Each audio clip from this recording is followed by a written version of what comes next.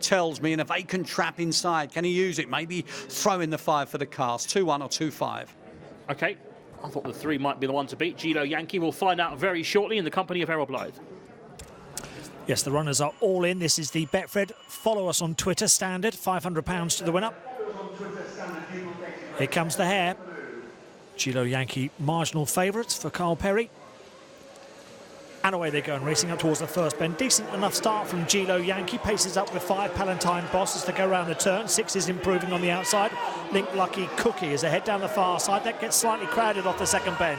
Now 3 Gilo Yankee is allowed 5 on the inside here. Palatine Boss, who's trying to pressurise Gilo Yankee and gets inside it. But going on now, Palatine Boss, he's got a lead of a length at the moment for Norman Melbourne. Palatine Boss with this lead then from 3 in second. Gilo Yankee towards the winning line. Palatine Boss wins, beats the 3 in second place. Gilo Yankee 6.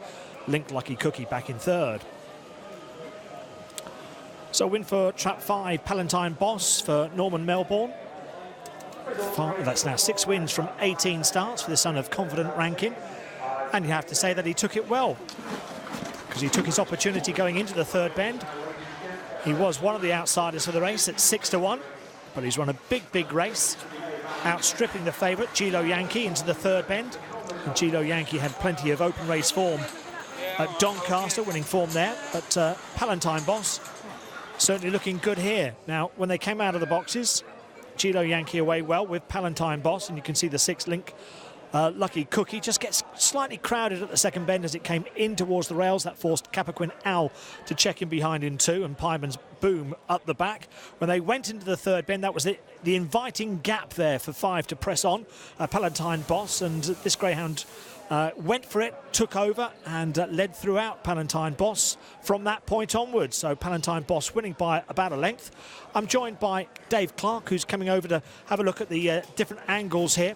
Gilo Yankee picked up, threw the race away a little bit, didn't it, by just keeping middle to wide down that far side, Dave? Yeah, left the door open, Errol, to the orange jacket, who needed no second invitation down the back. Of course, in the hair, quite drastically down the far side there. The white jacket, what might have been, Errol? Tighter racing line, what might have been?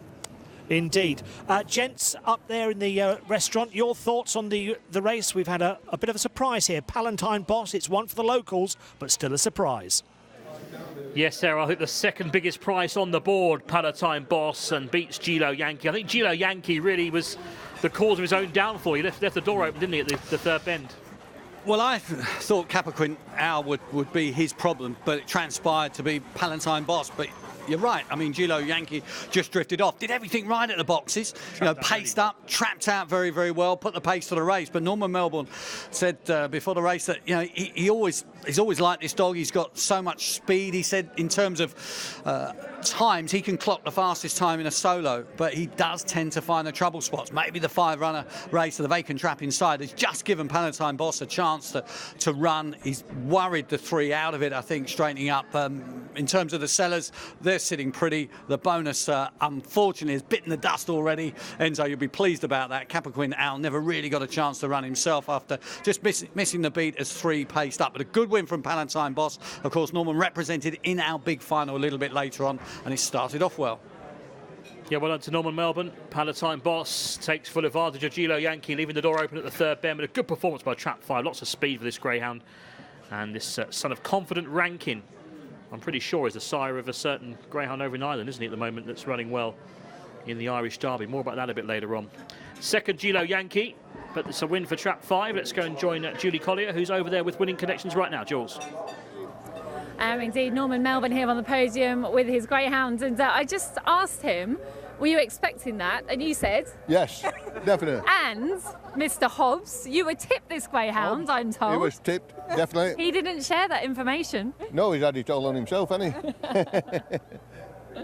But a great run. This greyhound's been going pretty well here in A1.